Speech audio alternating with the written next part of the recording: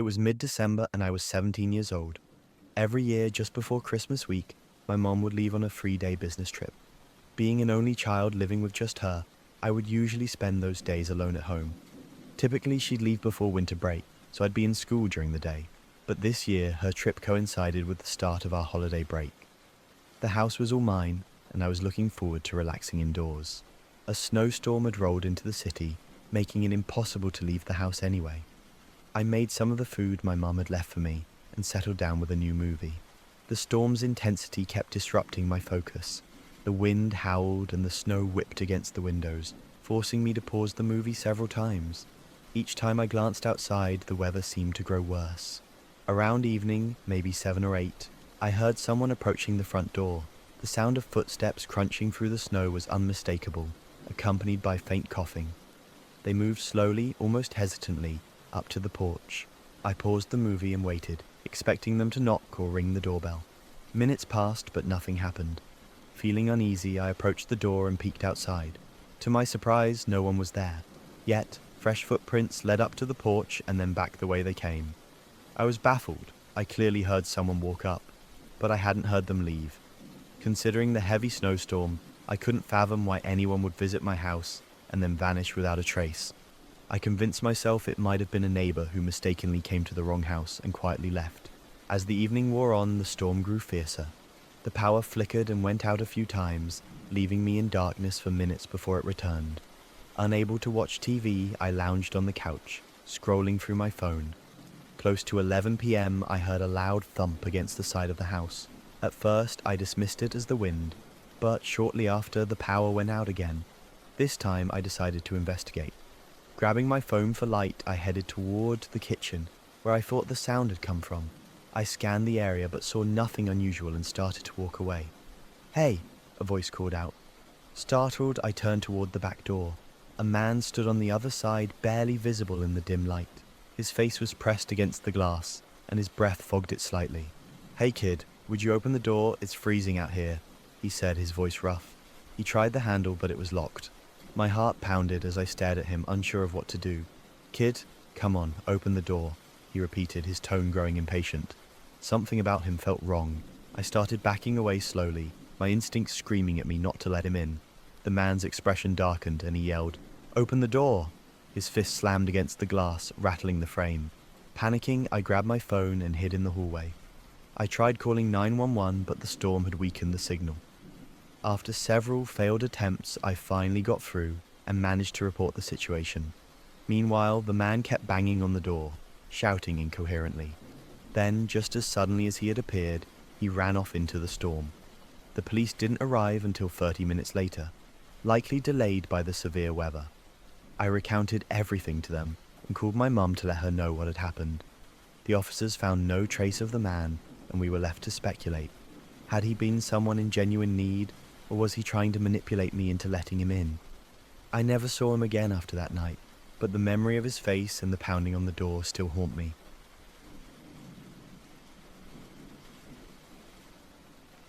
I had just visited my family for the holidays and was driving back home. The trip was about 10 hours in total, and while I split it into 2 drives on the way up, I decided to tackle it all in one go on the way back. Things started off fine, but halfway through it began to snow lightly. At first it didn't seem like a big deal, so I kept driving. As the hours went by, the snow got heavier, and by the time I was 3 hours from home, it was coming down hard. To make matters worse, the sun was setting, and driving conditions became even more challenging.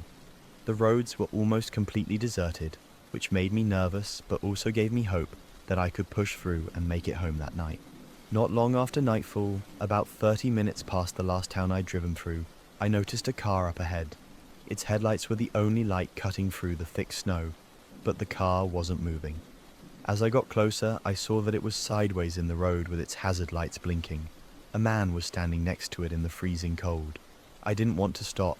It was snowing heavily, and I was eager to get home. But the car was blocking most of the road, so I had no choice. I pulled up behind him and he immediately started waving at me. He walked over to my window as I rolled it down a crack. "My car slid and got stuck. Can you help me push it out?" he said in broken English. I was hesitant, but I figured helping him would get me back on the road faster, so I agreed. I put on my hat and gloves, stepped out of the car, and was immediately hit by the freezing wind and snow. It stung my face and made me question why this guy didn't just call for help instead of standing out here in the cold. Still, I hurried to the back of his car, hoping to get this over with quickly. The man said he needed to grab his gloves and leaned into the front seat of his car. I waited behind the car, shivering, but after a moment I thought I heard him talking. It sounded like he was having a conversation. Curious and a bit uneasy, I asked when he came back, "Were you talking to me?" He looked startled but quickly smiled and said, "No, just talking to myself." Something about his answer didn't sit right with me.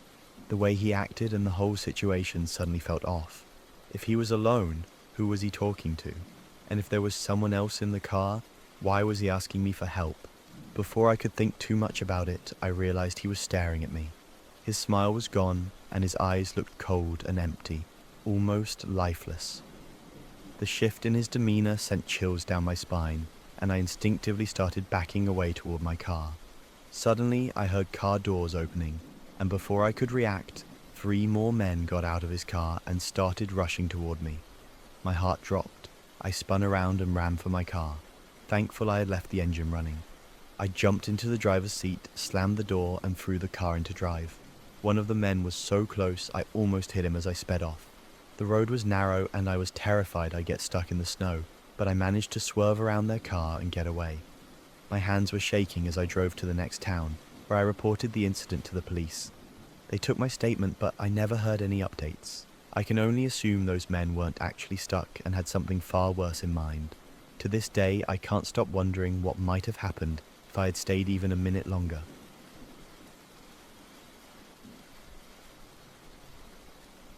Last year, in late November, the first snowfall of the season began. It wasn't supposed to be much, just a couple of inches. I got home from work around 8 p.m, and by that time, the snow had already started falling.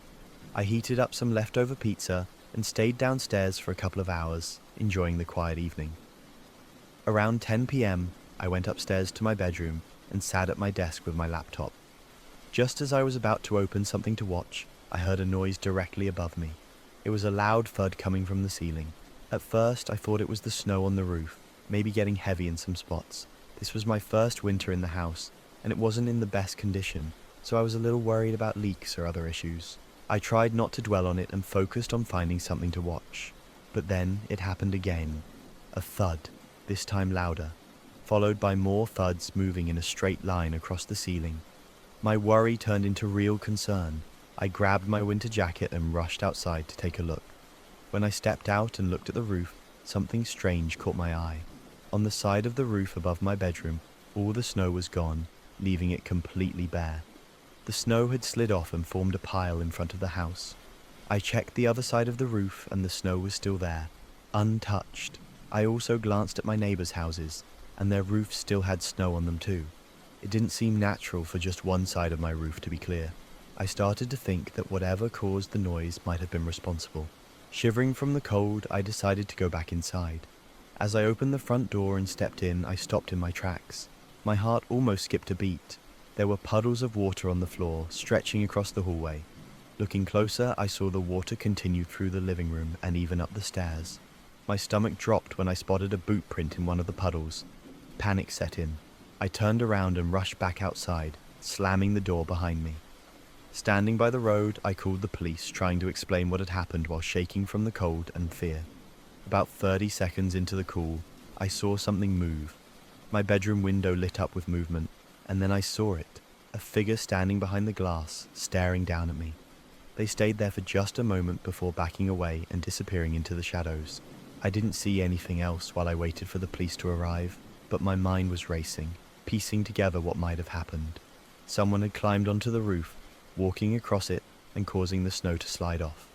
There were several windows they could have gotten in through, and I realized I hadn't checked to make sure they were locked. When the police arrived, they searched the house but didn't find anyone inside. However, they confirmed my theory. Trees around the house made it easy for someone to climb onto the roof, and my windows were accessible. It seemed like the intruder picked my house simply because it was an easy target. What unsettled me the most was that nothing was stolen. The boot prints went through every room, almost like they were looking for me. It hit me that I must have gone outside to check the roof at the exact moment they entered the house. If I had stayed inside just a little longer, I might have come face to face with them. If I had gone back inside sooner, I might not have noticed the tracks until it was too late. It's been almost a year since that night, and nothing else has happened. Maybe it was just a one-time attempt, but I'll never forget the feeling of not knowing what could have happened if things had played out differently. I still don't feel entirely safe, and I'm not sure I ever will.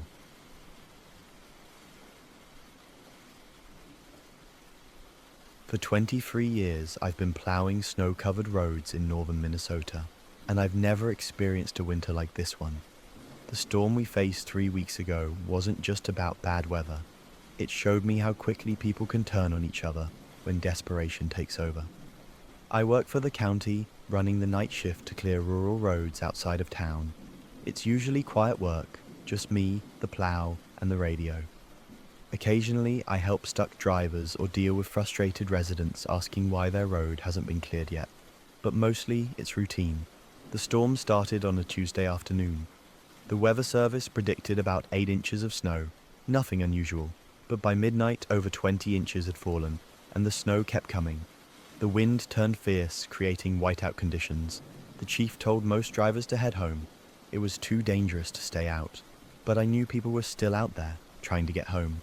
Around 2 a.m., I got a call about a stranded car on County Road 23, about 12 miles outside town. It was a middle-aged couple trying to reach their daughter, who was in labor. They had ignored the travel warnings thinking their SUV could handle the storm, but now they were stuck in a snowdrift, running low on gas. I told dispatch I'd go check it out. The snow was coming down so hard that I could only see about 10 feet ahead with my plow lights. It took nearly an hour to cover just 6 miles. As I drove, I noticed headlights behind me. At first, I thought it was another plow, but the vehicle was moving too fast for these conditions. When it got closer, I saw it was a pickup truck, following closely in my plow's cleared path. That's not unusual during storms, but the way they stayed so close didn't feel right. I found the stranded SUV where dispatch said it would be. But the couple wasn't alone. 3 other vehicles were there too, all stuck in the cleared path. 7 or 8 people were standing outside arguing. The couple had called friends with 4-wheel drives for help, but now those vehicles were stuck too, blocking the road. Everyone was shouting about who should get helped first.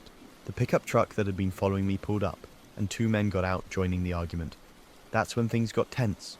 One man yelled about needing to get home to his kids, another about his mother's oxygen machine needing power.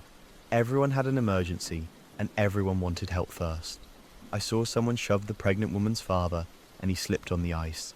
I called for backup, but with the storm getting worse, I knew it would take a while for help to arrive. The people were scared, cold, and angry. Years ago, I think they would have worked together to figure something out. But now, people seem quicker to turn on each other. I managed to get the pregnant woman and her husband into my plow truck, telling everyone else to return to their vehicles. One man refused and tried climbing into my truck's cab, insisting his emergency was just as important. I had to threaten to call the state police before he finally backed off. The couple's daughter was born safe in the hospital the next morning. The storm dumped 32 inches of snow before it was over. We eventually found all the stranded vehicles, and thankfully everyone survived. But I can't stop thinking about how quickly things turned chaotic. Fear made those people forget about helping each other. Now, when I'm on my night shift, I carry extra supplies, blankets, food, and a first aid kit. Not just for stranded drivers, but for when desperation sets in and people start turning on each other. Because sometimes the real danger isn't the storm. It's what fear does to people when they think no one is coming to help. Just last week, during another storm, I saw that same pickup truck following a different plow. Later, I heard reports of stranded motorists having their supplies stolen by someone in a truck matching that description. Some people are taking advantage of the bad weather, using plowed paths to find victims. I've made a new rule. I don't stop for groups of vehicles anymore, no matter how urgent the emergency seems. Call me cold, but I've seen what happens when desperate people think you're their last chance. In my 23 years on the job, the storms haven't gotten much worse, but the people have. Some of my co-workers think I'm paranoid, that I should trust people more, but they weren't there that night. They didn't watch neighbors turn on each other over who deserved help first. They haven't seen how thin the line is between order and chaos. I'll keep plowing through the night, clearing roads and helping where I can. But I'm more cautious now about who I stop for and who I trust. Because in the end, it's not the snow or the cold that makes winter dangerous. It's how some people use it as an excuse to show who they really are.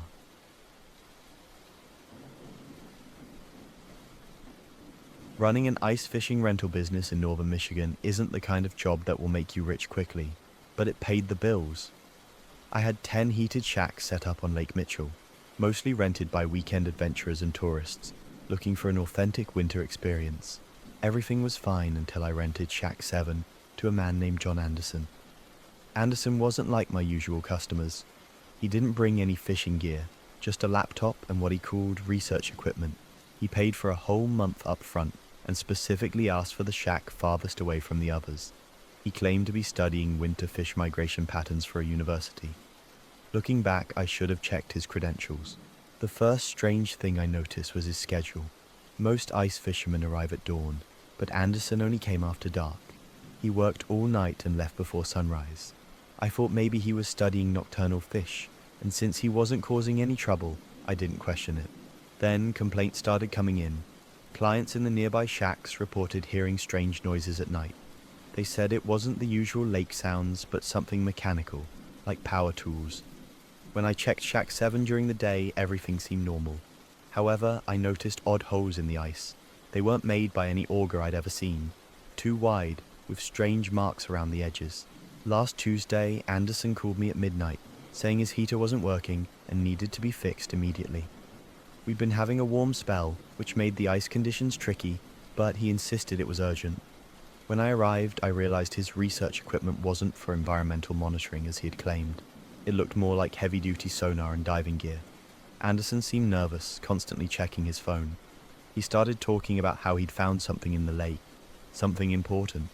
He rambled about shipments, drop points, and how certain people would pay a lot of money to recover things from under the ice. That's when we saw headlights in the distance. 3 snowmobiles were speeding across the lake toward us. Anderson panicked, saying they weren't supposed to come that night, and the ice was too thin. He scrambled to gather his equipment, but it was too heavy. Then we heard it, the deep, echoing crack of the ice breaking. The snowmobiles kept coming closer, and the ice gave way. Everything happened so fast. Anderson and most of his equipment plunged into the freezing water. I managed to grab him with my rescue pole, but he refused to let go of a waterproof case he was holding. The extra weight nearly pulled us both under. The snowmobiles turned back when they heard his screams. I pulled him out, but he was already suffering from hypothermia. I called 911 and reported it as a fishing accident. As the paramedics took him away, he kept mumbling about something still being down there. The police searched the lake the next day and found a sealed package stuck in the lake bed right below Shack 7. They didn't share much information, but I overheard enough from the dive team to understand what was happening. Anderson wasn't studying fish at all. He was searching for old drug drops. It turns out cartels had been using the lake for years, dropping packages through the ice in winter and retrieving them in summer. The police closed my business for 2 weeks to investigate. They found 3 more packages scattered across the lake bed. Anderson wasn't even his real name, and the university had never heard of his supposed research project. I reopened my business last week, but the police made me move all the shacks to a different part of the lake. My regular clients still come, but things feel different now. Every time I hear the ice shifting at night, I wonder what else is down there, what secrets the lake is hiding. I've changed the way I run my business. No more long-term rentals and no more solo fishermen. When people ask about Shack 7, I just tell them it's under maintenance. Some things are better left frozen under the ice. The strangest part? Last night, I saw snowmobile lights out on the lake again. They circled the spot where Shack 7 used to be, and then disappeared into the darkness. This morning, I found a business card stuck to my office door. It was blank except for a phone number and a dollar amount with a lot of zeros. I tore it up, but I know more people like Anderson will come. They always talk when they get caught. They tell others about the quiet lake with the helpful rental owner, the perfect place to hide things nobody is supposed to find. I've started looking for other jobs, maybe somewhere away from the lakes, because sooner or later, someone else will show up with too much cash and too many questions. Next time, they might not take no for an answer. The lake keeps its secrets well. It's the people you have to worry about. The snowstorm came without warning, its howling winds blanketing the mountainside in a suffocating sheet of white. Mark, Sarah, and their two friends had been hiking for hours when the blizzard struck, forcing them off the trail. Desperation set in as the temperature plummeted and nightfall loomed. Just as they began to lose hope, Sarah spotted the faint outline of a lodge nestled among the snow-laden pines. Its windows glowed dimly, a beacon of warmth and refuge in the freezing wilderness. Without a second thought, they made their way to the creaking front door, unaware of the secrets that waited inside. The door groaned as they pushed it open, revealing an interior that felt strangely untouched by time. A fire crackled in the stone hearth, casting flickering shadows across the room. Dust-covered furniture stood perfectly arranged, as though someone had just stepped out moments ago. "Hello? Is anyone here?" Mark called out, but his voice seemed to vanish into the heavy silence. A chill ran down Sarah's spine as her eyes landed on a faded painting above the fireplace, a portrait of a man with piercing eyes that seemed to follow her wherever she moved. The group exchanged uneasy glances, but the warmth of the fire was too inviting to ignore. They decided to stay, hoping the storm would pass by morning. As the storm raged on outside, the group began to explore the lodge. Sarah ran her fingers over a dusty bookshelf lined with old leather-bound journals. She pulled one free, its spine cracking as she opened it. "These are dated over 50 years ago," she murmured. The entries described the lodge as a haven for travelers, run by a man named Elijah Frost. But as Sarah flipped further, the tone of the journal shifted. The last entry read, "They never leave. They are mine now. The lodge keeps them warm forever." A loud thud echoed from upstairs, making everyone jump. Mark grabbed a poker from the fireplace as they stared at the staircase. "Probably just the wind," he muttered, though his trembling hands said otherwise. Unable to shake their unease, the group decided to stick together as they climbed the staircase. Each step creaked beneath their weight, the sound swallowed by the storm outside. At the top they found a long hallway lined with doors, most of them ajar. A draft carried the faint scent of decay, making Sarah gag. "Let's check the rooms quickly and get back downstairs," Mark said, his grip tightening on the fire poker. They hesitated at the first door, but when they pushed it open, the room was empty except for a single rocking chair. It swayed back and forth as if someone had just stood up. Sarah stepped closer, noticing a scarf draped over the back of the chair. It was frozen solid, brittle with frost. "This place isn't right," she whispered, her breath visible in the freezing air, though the fire downstairs had been blazing. As they moved down the hallway, the atmosphere grew heavier, the chill sinking deeper into their bones. The second door opened to reveal a bedroom, its bed neatly made with pristine white sheets. On the nightstand sat an old photograph, its glass frame frosted over. Wiping it with her sleeve, Sarah revealed an image of a smiling family. 2 parents and a child. The man in the photo was unmistakably the same as the one in the painting downstairs. "Elijah Frost," she whispered. The others gathered around, their breath fogging the icy glass. Suddenly, the temperature in the room plummeted further, and the light bulb above them flickered before bursting, plunging the room into darkness. A low, guttural whisper filled the silence, so faint it felt like it was inside their heads. "Stay warm." Panic seized the group as they stumbled back into the hallway, their breaths rapid and visible in the freezing air. "This isn't right. We need to leave," Sarah urged, her voice trembling. Mark led the way, but as they reached the stairs, they froze in unison. The staircase was gone, replaced by a wall of rotting wood and frost-covered beams. "What the hell?" Mark muttered, slamming the poker against the wall in vain. A sudden creaking noise drew their attention to the far end of the hallway. The last door, which had been firmly shut moments ago, was now ajar, revealing nothing but darkness beyond it. A soft, childlike giggle echoed from within. "We're not alone," whispered Jason, his voice barely audible over the sound of the storm raging outside. The giggle sent shivers down their spines, and for a moment no one dared move. Then, without warning, the door slammed shut with a deafening bang, the sound reverberating down the icy hallway. "We have to get out of here now," Sarah shouted, her voice cracking with fear. Mark frantically searched for another way down, his hands running over the frostbitten walls, but every window was sealed shut. the glass frozen solid. Suddenly, the air grew thick with the scent of burning wood, and the temperature spiked unnaturally. They turned toward the hallway to see flames flickering from the gaps between the floorboards, casting eerie, dancing shadows. The fire didn't warm them. Instead, it seemed to sap the heat from their bodies, leaving their fingers and faces numb. The low whisper came again, clearer now. "Stay. You'll be warm forever." A deafening roar of wind suddenly howled through the lodge, rattling the windows as if the storm itself was trying to break in.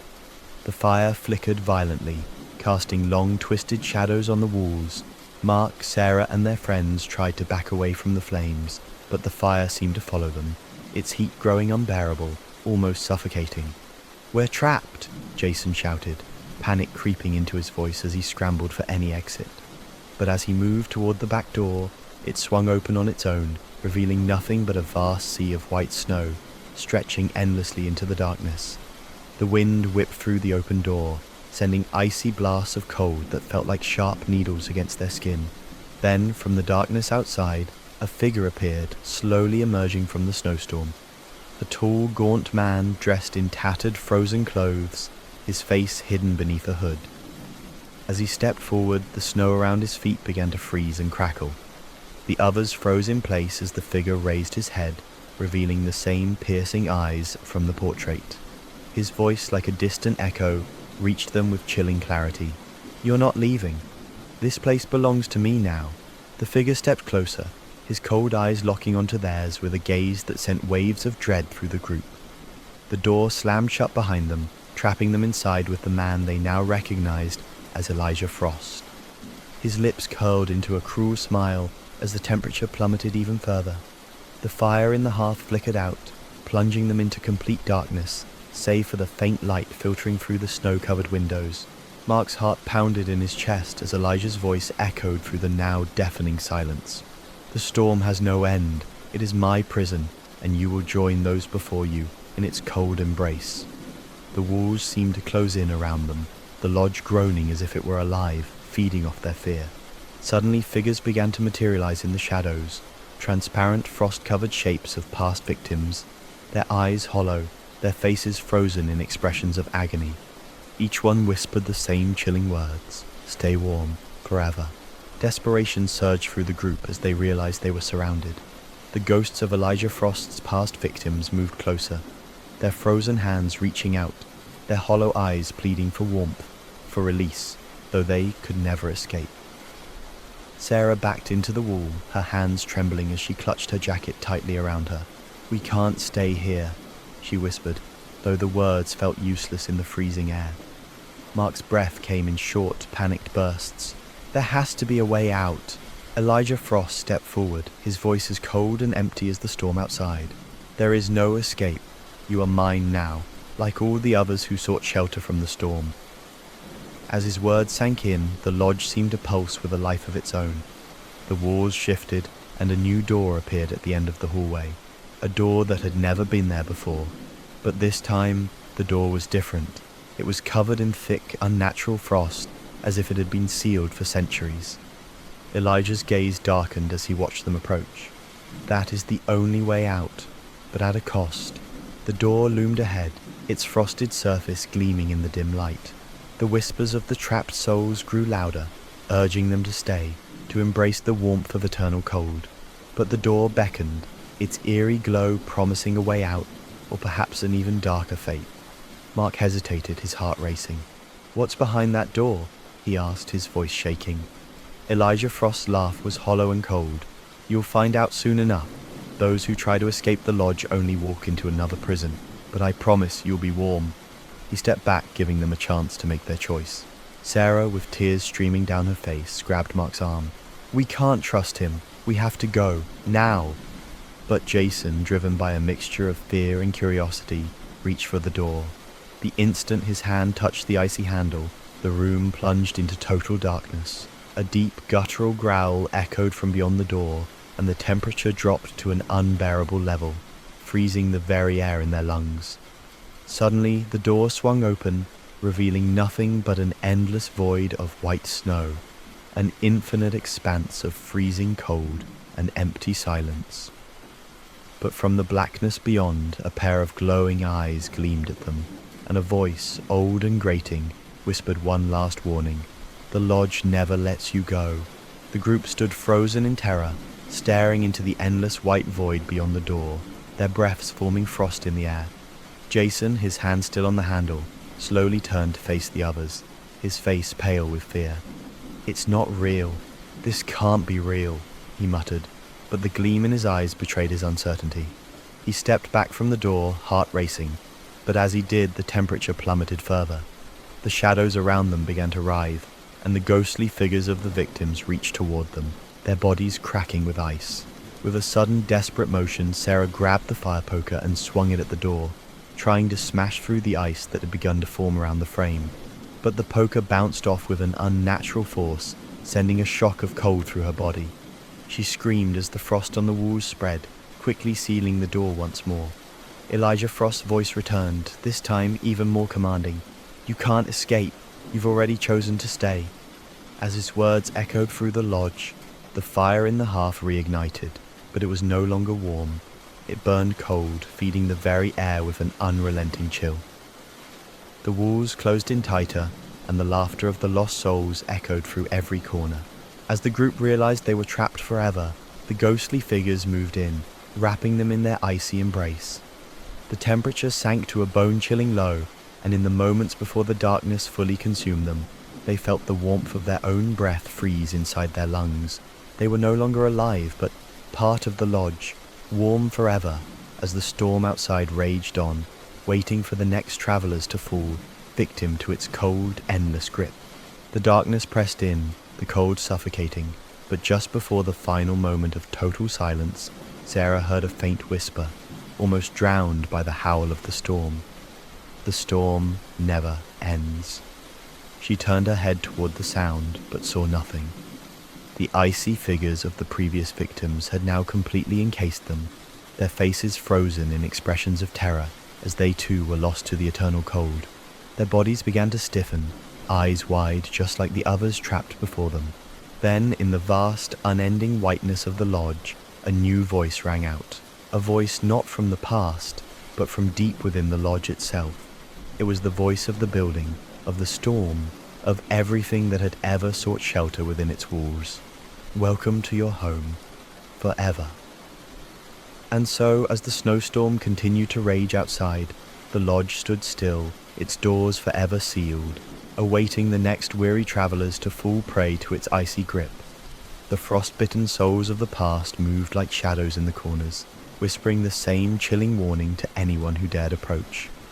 The lodge was never empty, for those who sought refuge never truly left, kept warm in the embrace of death, as cold as the storm that would never end.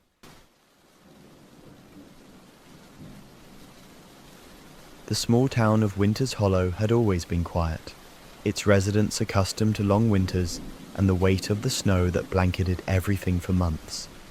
At the edge of town lay an old cemetery, forgotten by most, its headstones weathered and worn with age. The townspeople had long whispered about the strange happenings there, the inexplicable sounds of footsteps in the snow on nights when no one dared to visit, or the flickering lights seen through the trees, far from any house. This winter the cold seemed to bite deeper, and the town felt the grip of something darker than just the seasonal chill. When a local man, digging a grave for the first time in years, unearthed something disturbing in the cemetery, a grave that should have been empty, he began to realize that the dead weren't the only ones buried there. The discovery sent a ripple of unease through the town, but no one dared speak of it openly. The man, Thomas, could not shake the feeling that something was wrong. The grave he unearthed had no name, no marker, just a patch of frost-covered earth where the soil had been disturbed long ago. As he stood over the grave, a strange chill filled the air, colder than anything he had felt before. The wind had stopped, and for a brief moment everything was silent. Unnervingly so. Thomas had only been working for a few minutes when he noticed something glinting beneath the frozen dirt. It was a small, ornate key, unlike anything from the modern day. The moment he touched it, the ground around him seemed to tremble, and he heard a faint whisper in the wind. "You should not have opened it." Thomas froze, the key still clutched in his hand. The whisper echoed in his ears, though the wind had picked up once more. He tried to shake off the feeling of unease, brushing the frost from the key, but it didn't feel like an ordinary relic. There was something ancient about it, something that didn't belong in the graveyard. Nervously, he returned to town, but the key seemed to weigh heavily in his pocket, its presence gnawing at him. That night, as a heavy snowstorm enveloped Winter's Hollow, the town's power went out, leaving the streets bathed in darkness. The air outside felt thick and unnatural, as if the storm itself was alive. Then, just before midnight, a scream pierced the night, a sound so chilling that it seemed to come from the very ground itself. The townspeople rushed outside, but the scream abruptly stopped, leaving only the howling winds and the eerie silence of the graveyard. The following morning, the town was eerily quiet, the snow deeper than ever. Thomas couldn't shake the feeling that something was terribly wrong. He decided to return to the cemetery, compelled by a force he couldn't explain. As he approached the gravesite, he was struck by how different the place felt now. The air was thick with tension, and the trees around the cemetery seemed to loom closer, casting long, jagged shadows even in the early light. When he reached the spot where he had unearthed the key, he was horrified to find that the grave had been disturbed again. The dirt around it was freshly disturbed, the earth disturbed as if someone or something had clawed its way out. The frost that had once covered the grave was now gone, and in its place was a patch of wet, black soil. Trembling, Thomas knelt down, his hands shaking as he placed the key in the hole. Suddenly, a low, rumbling growl reverberated through the ground, followed by a scraping sound, as though something was dragging itself beneath the earth. Thomas staggered back, heart racing, as the ground beneath him cracked open, revealing the hollow, dark eyes of a long-dead body, its mouth frozen in a grotesque grin. The body stirred, and Thomas felt a cold hand reach out from the grave, its fingers long and twisted. Thomas stumbled backward, heart pounding in his chest. He wanted to run, but his legs wouldn't move. The cold hand that had emerged from the grave grasped at the edge of the hole, pulling itself out with unnerving speed. The corpse, now half emerged, was no longer just a decayed body. It was something else. Its skin was stretched tight, an unnatural grey, and its eyes glowed with an eerie, pale light. The chilling grin on its face grew wider as it fully emerged from the grave, its movements jerky and unnatural, as if it had not moved in centuries. The key that Thomas had found gleamed faintly in his hand, as if calling to the creature. Without warning, the creature's mouth opened, releasing a low, guttural hiss. "You woke me." The voice was rasping like the sound of cracking ice. It was the voice of something ancient, something that had been buried long before the town was ever founded. Thomas dropped the key in terror, but it didn't matter.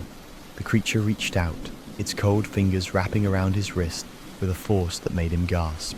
As the frost began to spread from its touch, the world around him seemed to grow colder, the snow falling harder. The creature leaned in closer, its breath icy against Thomas's face. "Now, you will never leave." Thomas's vision blurred as the cold spread through his body, numbing him to the bone. His pulse thundered in his ears, but his limbs felt heavy, as if the weight of the snow itself was pressing down on him. The creature's grip tightened, and its eyes, glowing with an unnatural light, seemed to pierce straight into his soul. "You have released me, but you will stay, just like the others." The voice echoed inside his head, filling him with a sense of hopelessness. Every part of him screamed to break free, but the freezing grip on his wrist held him fast. The ground around them trembled as more of the frozen corpses began to rise from the graves, their hollow eyes fixed on Thomas, their frozen lips twitching in grotesque smiles. The whispers began again, louder this time, sweeping through the cemetery like a winter wind. "The curse is upon you now. You are one of us." The snow around him began to swirl, thickening until it became impossible to see more than a few feet in front of him. The once quiet cemetery had turned into a place of eternal darkness. The snow fell faster, covering the graves, until they became indistinguishable from the ground itself. As Thomas struggled, he realized there was no escape, no way to run. The creature's grip was now like ice, burning him from within. The air grew so cold that his breath froze before it could leave his mouth. And then, as he lost all feeling in his body, he understood. The graveyard was not just a resting place for the dead, it was a prison. a prison that trapped the living just as it had the dead. As Thomas's vision darkened, he felt himself slipping into the cold abyss, his senses fading with every passing second. The frozen hand of the creature released his wrist, and he collapsed to the snow-covered ground, unable to move, unable to scream. The cemetery had become a labyrinth of frost and shadow, the once familiar trees now twisted into menacing shapes, their branches like skeletal arms reaching toward the sky. The whispering voices grew louder, mingling with the wind. You belong to the frost now. He tried to lift his head to look around, but his body was stiff, as if frozen in time.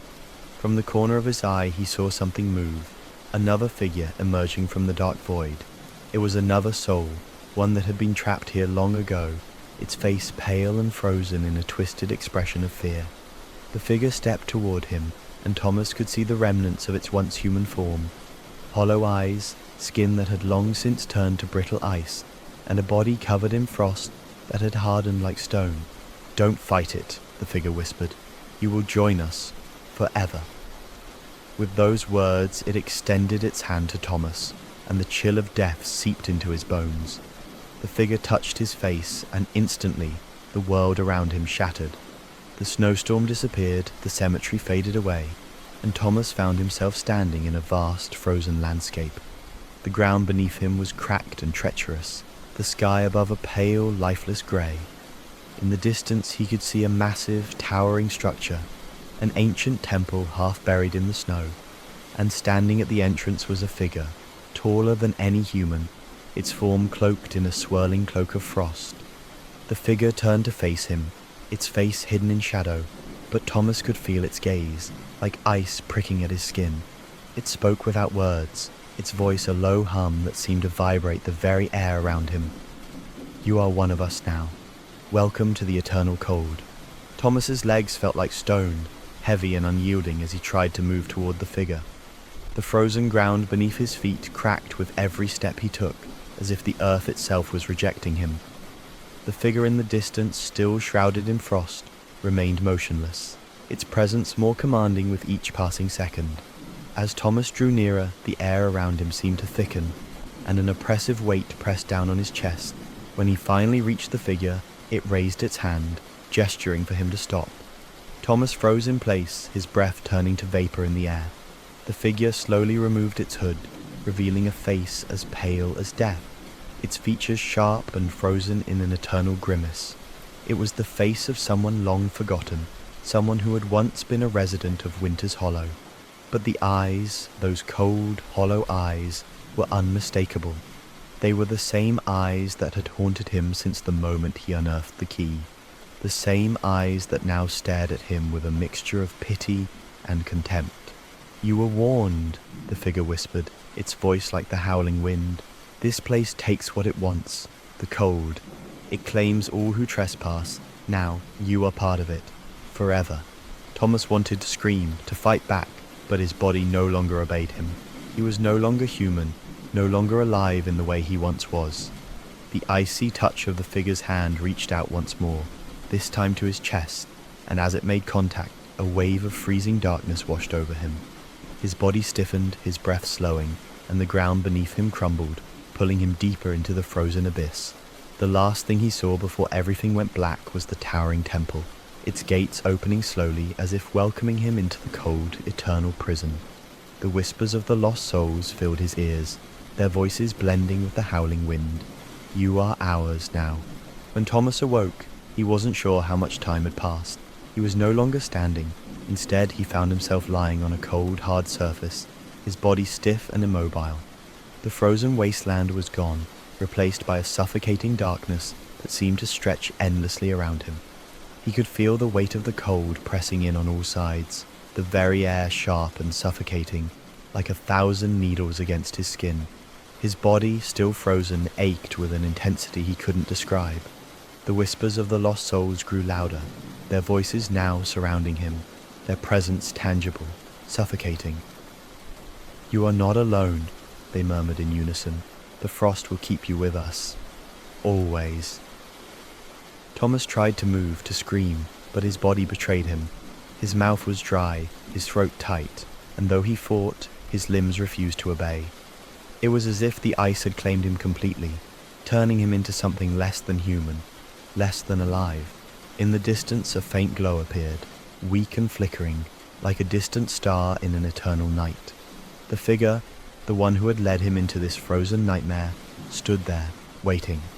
Its cold eyes met his, and this time Thomas didn't need to hear words to understand. The creature was showing him something, showing him the fate of all those who had come before him. He could see them now, the souls who had wandered too far into the cold, their bodies frozen in eternal stasis, their eyes wide with terror, their mouths frozen in silent screams. They were all part of the frost now, trapped forever in this endless winter, lost to time. The figure moved closer, its face now visible, its expression cold and empty. It gestured for Thomas to rise, and though he wanted to refuse, his body moved of its own accord. He stood, the cold biting into his bones, and as he did, he realized that he could no longer feel anything at all. No warmth, no life, only the endless, suffocating chill.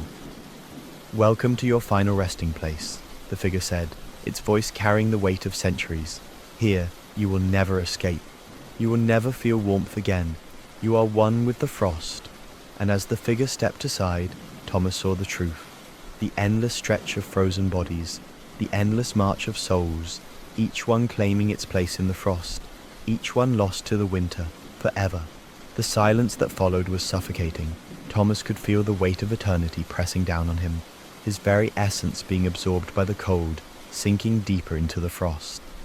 The figure turned and began walking toward the glowing light in the distance, its footsteps leaving behind faint trails of frost on the ground. With no other choice, Thomas followed, his movements slow and heavy as the ice seemed to cling to him, making each step feel like an impossible burden. As they approached the light, the air grew colder still, the frost thicker, until it was as if the very fabric of space had been frozen in time.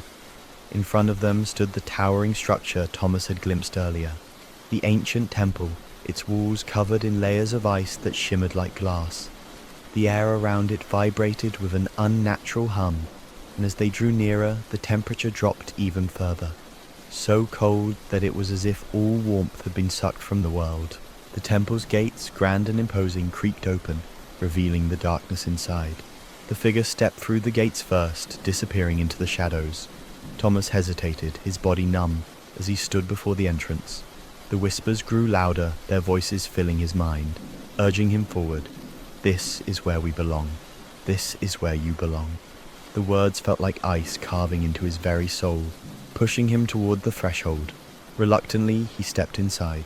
The interior of the temple was vast and hollow, its walls covered in ancient runes that seemed to pulse with a faint, eerie light. The air was thick with the scent of decay, and the silence was broken only by the sound of his own breath, shallow and ragged.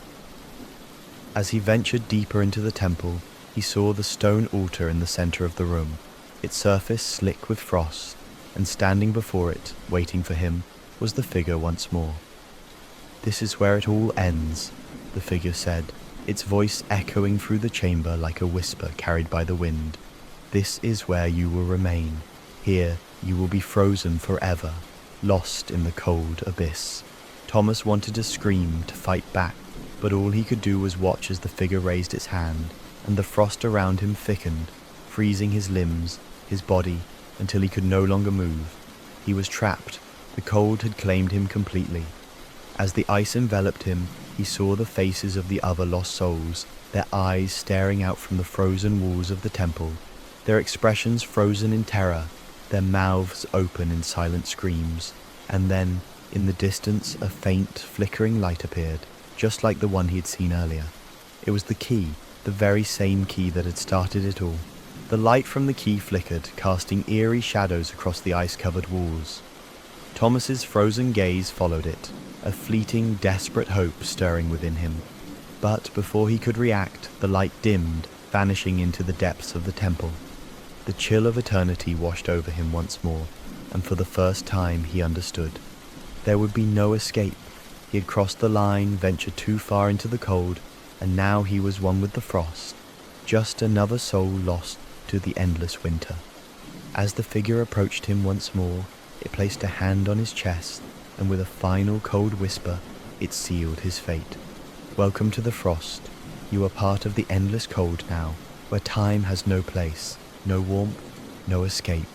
The figure turned, its silhouette merging with the shadows of the temple as it faded from view.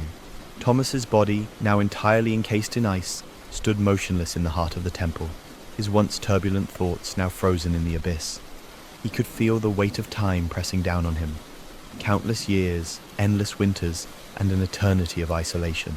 The whispers of the lost souls still echoed in his mind, their voices now a distant hum as they too became part of the cold, bound forever to the frozen temple. The storm outside continued, snow swirling in an eternal cycle, and as the cold winds howled through the night, Winter's Hollow remained unchanged, its cemetery forgotten by the living, but its secrets preserved beneath the endless frost. Life recently has felt like a whirlwind, completely out of my hands. The relentless demands of work, the constant pull of people needing something, and the unending clamor of city life. It was all just too much.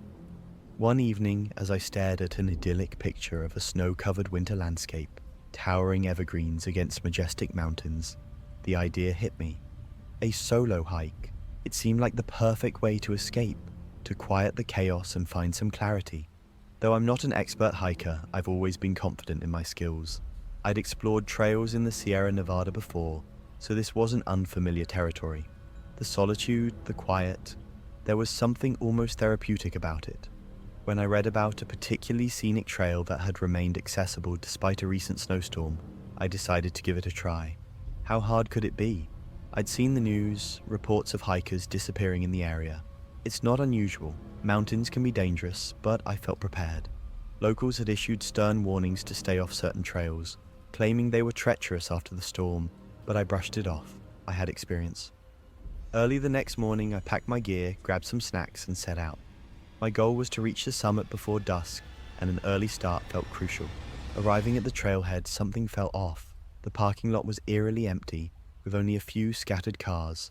A strange unease settled over me, but I reasoned it away. It was winter after all. Most people preferred their warm beds to a snowy hike. Slinging my pack over my shoulder, I started down the trail. The crunch of my boots against the snow was the only sound, and the crisp air was invigorating. The forest around me was enchanting, the trees draped in fresh snow, their branches glittering like something out of a fairy tale. Yet, as I ventured deeper into the woods, the tranquility began to feel hollow. The stillness became unsettling. No birds chirped, no animals rustled in the underbrush. It was just me, the snow and the trees, and then came the feeling, that inexplicable sensation of being watched. I stopped, letting the silence press in around me. My breath formed little clouds in the freezing air, and I told myself it was nothing. But then I heard it, the faint crunch of footsteps. At first I dismissed it as the wind or a distant echo, but then it came again, louder, closer. My heart started pounding. Someone was out there. I turned slowly, trying to stay calm, scanning the forest, but I saw nothing. The woods were empty, or so it seemed. Convincing myself it was just an animal, I pushed forward. The trail grew steeper, and I focused on reaching my goal, but that eerie feeling of being followed never left me. As the day wore on and the light began to fade, the temperature plummeted. Needing a break, I veered off the trail into a small clearing. The silence was deafening. I could hear my own breath, the rustle of wind through the trees, but nothing else. Digging into my bag for a snack, I checked my phone. No signal as expected. That's when I heard it again.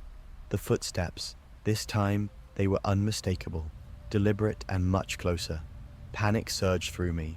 My eyes darted around the clearing, searching for the source, and then I saw him. At the edge of the clearing, partially obscured by trees, stood a man. At first glance, he seemed like another hiker, but something was off. He wasn't moving, just standing there, rigid, as if he were frozen in time. His clothes looked weathered and oversized, like they hadn't been changed in weeks. His face was pale and gaunt, and his eyes, those eyes were wide and unblinking, filled with an intensity that sent a chill down my spine. I wanted to say something, but my throat felt like it had closed up. Then, as if he'd been waiting for me to acknowledge him, he stepped forward. The crunch of his boots in the snow was unnervingly loud. My heart raced as he stopped just a few feet away. "Are you lost?" he rasped, his voice dry and hoarse. "No," I managed to stammer. "I'm fine, just taking a break." He didn't move, didn't even blink. "It's dangerous out here," he said, his tone low and strange, "especially for someone like you." Something about his words made my skin crawl. I forced myself to step back. "I'll be fine," I said, trying to sound confident. But he didn't step aside. Instead, he moved closer too quickly. Startled, I stumbled backward. Before I could react, his hand shot out, grabbing my wrist with an iron grip. His hand was icy, his touch rough. Panic exploded inside me as I struggled to free myself. "Let go!" I yelled, my voice trembling. His eyes narrowed, and for a moment I thought I saw something glint in his other hand. A knife? I didn't wait to find out. Summoning every ounce of strength, I shoved him as hard as I could.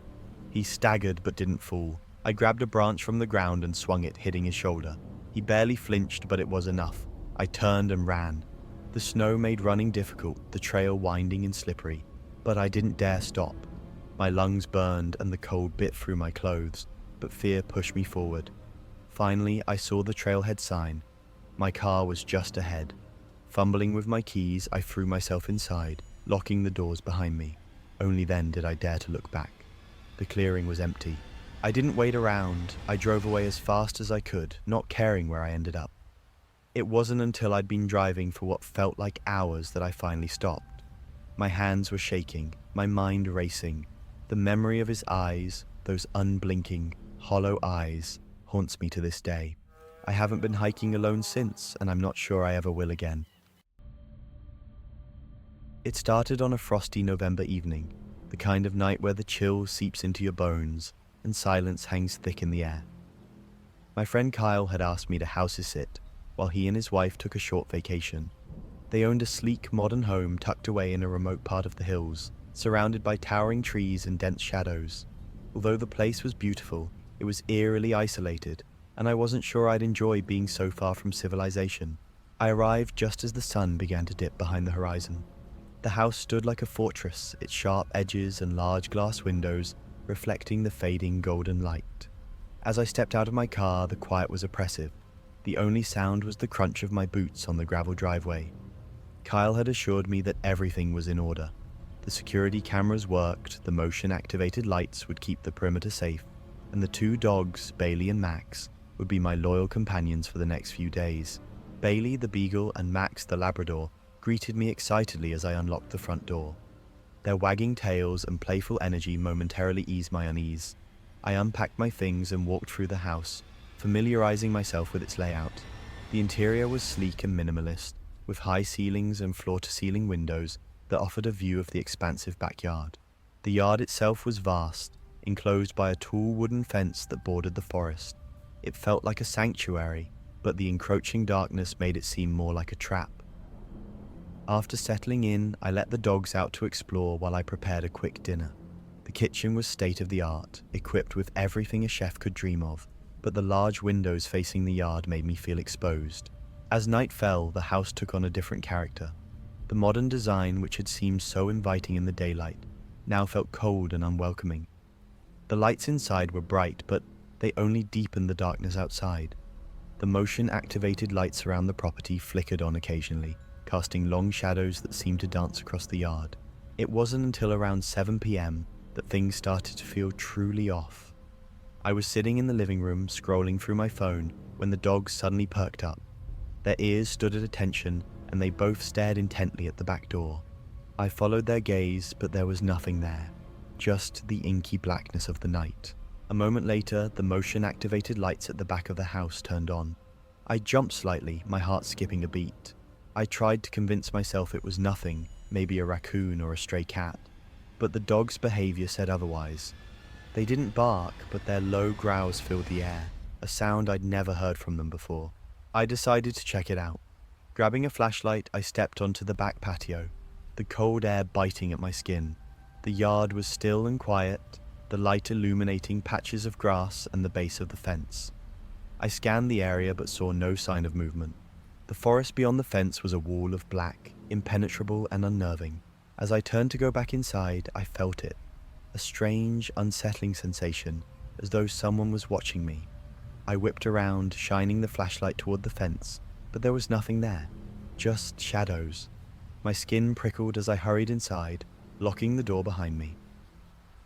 The next couple of hours passed uneventfully, but the tension in the house was palpable. The dogs remained uneasy, pacing back and forth, their eyes constantly darting toward the windows. The motion lights continued to flicker sporadically, each time making my heart race. Around 10 p.m., the tapping started. It was soft at first, barely audible, like a branch brushing against the window. I dismissed it as the wind and tried to focus on the movie I had put on to distract myself. But the tapping grew louder and more insistent, like fingernails rapping against the glass. I muted the TV, my pulse quickening. The dogs were now standing by the back door, their bodies tense and their ears pinned back. Summoning my courage, I approached the window and peeked out. The yard was empty, but the tapping continued, now coming from the side of the house. I grabbed my phone and called Kyle. "Hey," I said, trying to keep my voice steady. "Your motion lights keep going off, and now there's this tapping on the windows. Are there any security issues I should know about?" Kyle's voice was calm but concerned. "That's strange. The lights are usually reliable, and we've never had issues like that before. Are the dogs acting weird?" "They're on edge," I admitted. "If it keeps happening, maybe call the cops," he suggested. As soon as I hung up, the lights around the house flickered in quick succession, like something was circling the property. The tapping moved again, this time to the living room window. I felt a chill run down my spine. Whatever this was, it wasn't random. I called 911, my voice shaking as I explained the situation. "Stay inside, lock all doors and windows. Officers are on their way," the dispatcher assured me. I turned off the lights and sat in the dark, my phone clutched tightly in my hand. The tapping stopped, but the silence that followed was even worse. Every creak of the house, every rustle of the wind outside, sent my imagination into overdrive. Then came the footsteps, slow, deliberate, and unmistakable. They crunched on the gravel just outside the living room window. I held my breath, straining to hear any other sounds. The dogs were now growling low, their bodies rigid as they stared at the door. When the police finally arrived, their flashing lights pierced the darkness, flooding the yard with an almost blinding brightness. I rushed to the door to let them in, my relief overwhelming. The officers searched the property and found him. A man dressed in dark clothing, crouched near the back fence with a knife in his hand. He had been watching me the entire time, waiting for the right moment to strike. The officers later told me he had been stalking the house for days, studying its layout and my routines. The thought of how close I had come to danger still haunts me. Even now, weeks later, I can't shake the feeling of being watched. Every time I hear a noise in the night, I wonder if someone is out there, lurking in the shadows, waiting for their chance. It's been years, but that night still lingers in my mind. I often feel a chill in my spine when I recall how close I came to something unexplainable. It's as if I narrowly escaped a hidden danger, and the weight of it refuses to let go. You know the feeling, that nagging sense that you've dodged a bullet, but you'll never fully understand how or why. It happened during the winter, of course. Even in California, the desert nights can be unrelenting. The cold wasn't just physical, it seeped into your very bones, making it impossible to ignore. Being from Southern California, I wasn't accustomed to this kind of chill, but that night the air had a razor-sharp edge, biting through layers of clothing and making every breath feel like frost creeping into my lungs. The stillness of the night made the cold even more unbearable, like a foreboding presence wrapping itself around you. I was driving back from Los Angeles to my apartment in San Diego. Hours of monotonous driving had blurred the road ahead, the rhythm of the tires and the hum of the engine lulling me into a dangerous drowsiness. Realizing I couldn't make it the whole way without risking an accident, I decided to pull over and take a short break.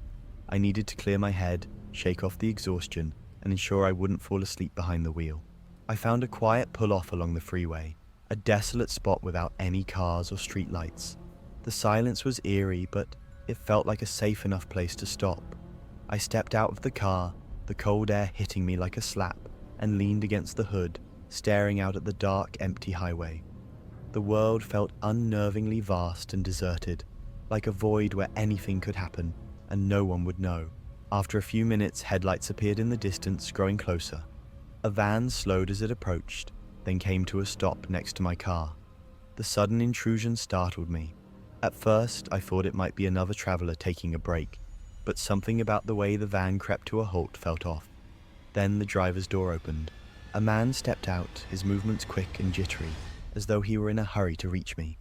His clothes were ill-fitting and worn, as if they hadn't been changed in years. His face was pale and haggard, dark circles beneath his eyes hinting at sleepless nights. He walked straight to my car and knocked on the window. It wasn't a friendly tap, it was a sharp, deliberate knock that made my heart race. "You've got a flat tire," he said, his voice gravelly and strained. His breath hung in the cold air between us as I glanced at my tires, squinting to see in the dim light. Everything looked fine, but I wasn't sure.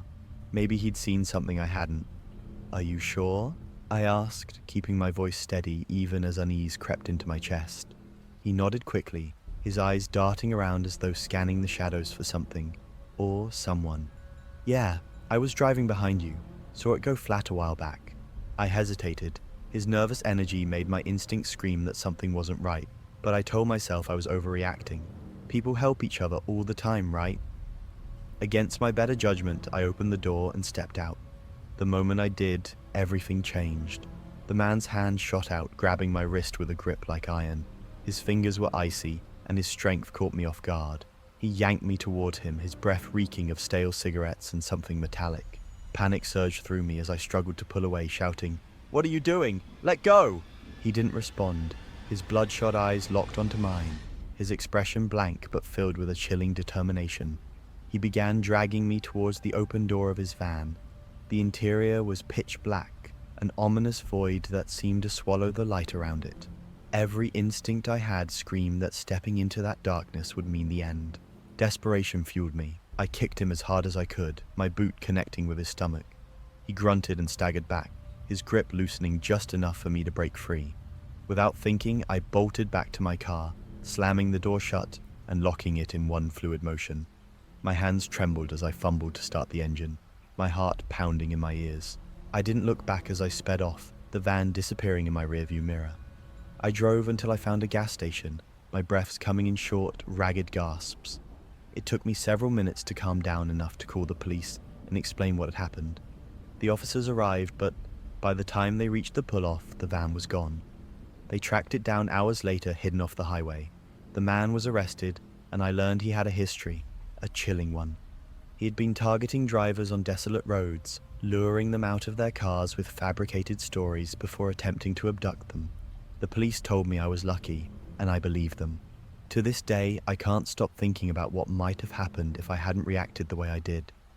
The image of his face, the cold grip of his hand, and the darkness of that van still haunt me. I'll never pull over on an empty highway again, no matter what. Sometimes I wonder what drove him to do what he did. Was I just a random target, or did he have a specific plan? I'll never know. All I can say is that night changed me. It's a reminder of how thin the line is between safety and danger, and how easily it can be crossed. It began like any other road trip. Mark and I, best friends since high school, decided to take a weekend drive to Northern California. It wasn't a big deal, just a casual journey. We'd been to Los Angeles a few times, but the North was uncharted territory for us. We didn't make any plans, we just hit the highway, excited to see where the road would take us. There's something liberating about driving with no specific destination, just soaking in the adventure. It was winter and the mountains were draped in snow, making everything look like a scene out of a holiday card. The barren trees, their branches reaching skyward like skeletal fingers, lined the winding highway. The road twisted through the snowy hills, with hardly another car in sight. Honestly, I found it peaceful. There's a unique calmness to being in such isolation, where your thoughts almost echo around you. Hours passed as we drove, the soft hum of the radio filling the air. But then, the snow began falling harder, swirling and dancing in the wind as if nature was trying to send us a message. The road grew slick and the temperature plummeted, yet our spirits remained high. We joked, chatted about nonsense, and marveled at the beauty around us. Around late afternoon, we found ourselves on a stretch of road that seemed to stretch endlessly.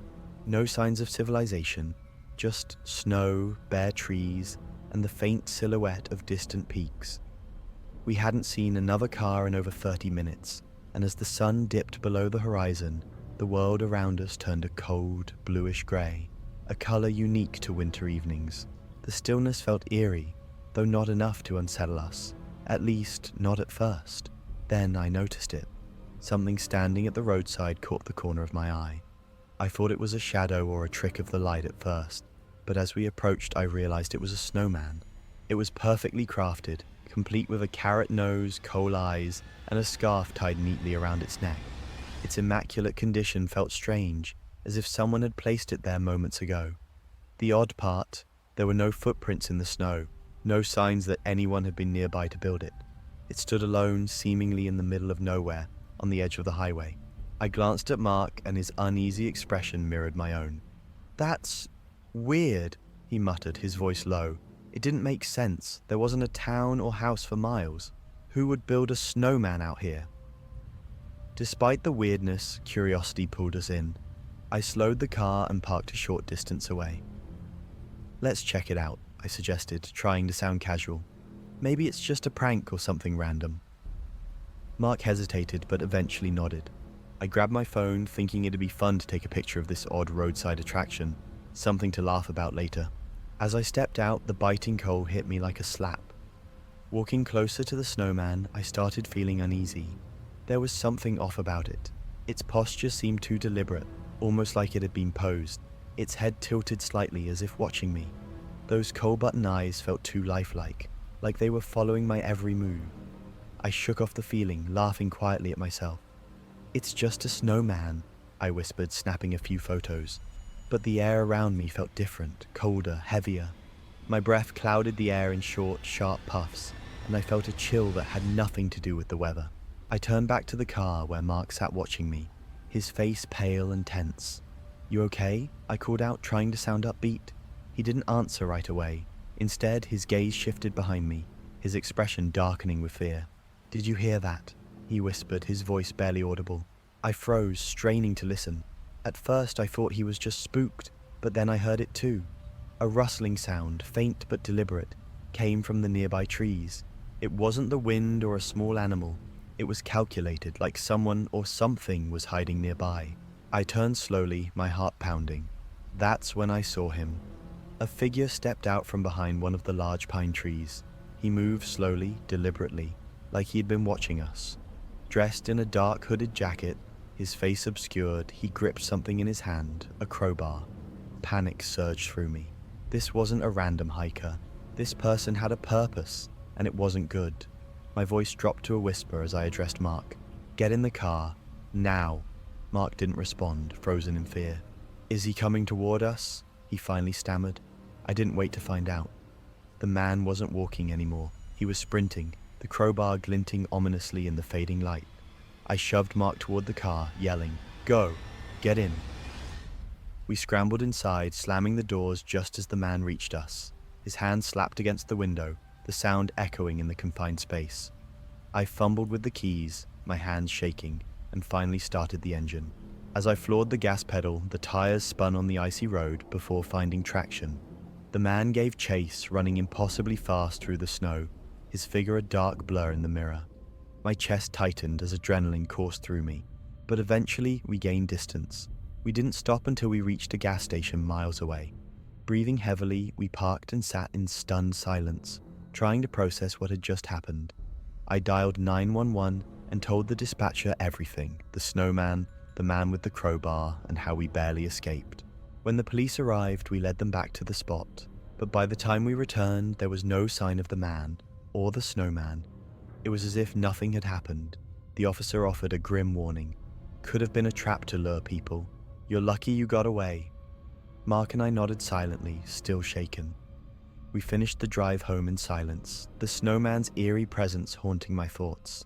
To this day, I can't shake the feeling that it was a lure, a sinister invitation, and I can't help but wonder what might have happened if we'd hesitated just a moment longer.